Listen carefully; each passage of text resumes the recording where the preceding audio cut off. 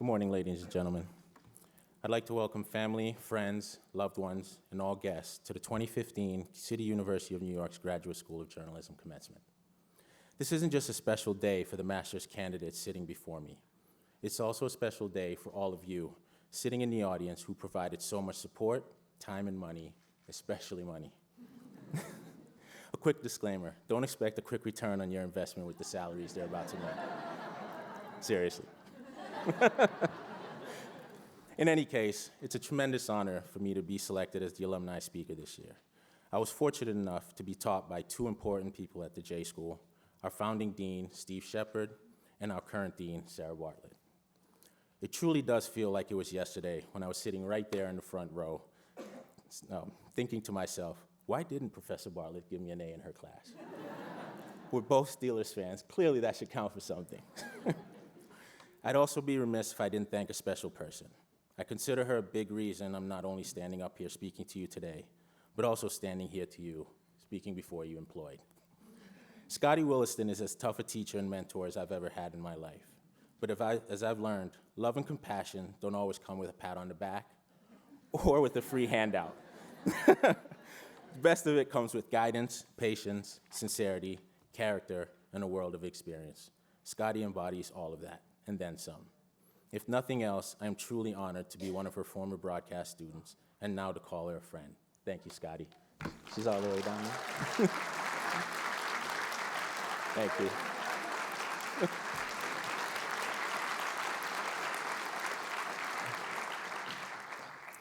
I remember 7 years ago, I was sitting right where you are, looking at all the people on stage, looking at all my classmates with whom I'd struggled tirelessly for 16 months.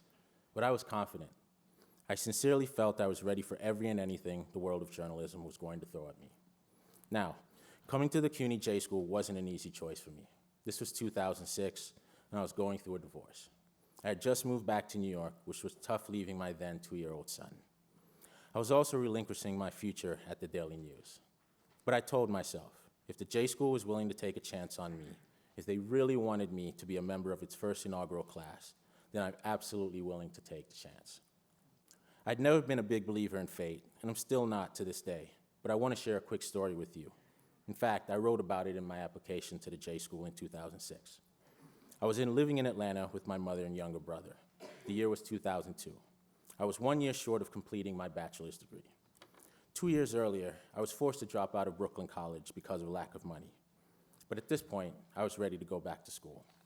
I'd done the hard work of saving the money and was set to go back and complete my BA in journalism. Then something happened. I lost the will to go back.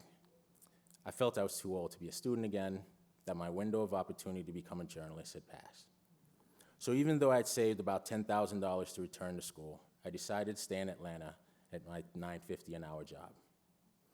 But to do this, I needed a car. So I headed to a car auction, successfully bid on a 1997 Ford Probe. But for some unknown reason, in a brief moment of uncertainty, I decided to take the car for one more test drive. As I was circling to return the car, honestly, I started to cry. I began to realize what I'd done. I'd given up. I'd accepted failure without even trying to succeed. This is where fate stepped in. What the auctioneers forgot to tell me after I won the bid was that until money exchanges hands, no sale is final. So by the time I returned, someone else had already stepped up and beat me to it. So long story short, I used the money properly, went back to school, got my journalism degree, and eventually got a MA in journalism right here at the J School. Now I'm doing the only thing I ever wanted to do, and that's report the news. The moral of this story is, life isn't going to hand you a job in this building or any other building simply because you're a good person or because you're a hard worker or because you think you deserve it. No. If you want a job at the New York Times or the Daily News or Al Jazeera America, you're going to have to persevere. Perseverance, with a little assistance from fate, is essential a commodity to succeeding in journalism, as is talent. For while talent is always subjective, perseverance never will be. In closing, I'd like to thank Dean Sarah Bartlett, Steve Shepard, Judy Watson, Chancellor James Milliken, trustees, special guests, and the entire faculty at the City University Graduate School of Journalism for giving me this opportunity to speak before you, the graduating class of 2015. I encourage all of you to persevere in every single step of your careers. Journalism is counting on you to do so. Thank you and congratulations.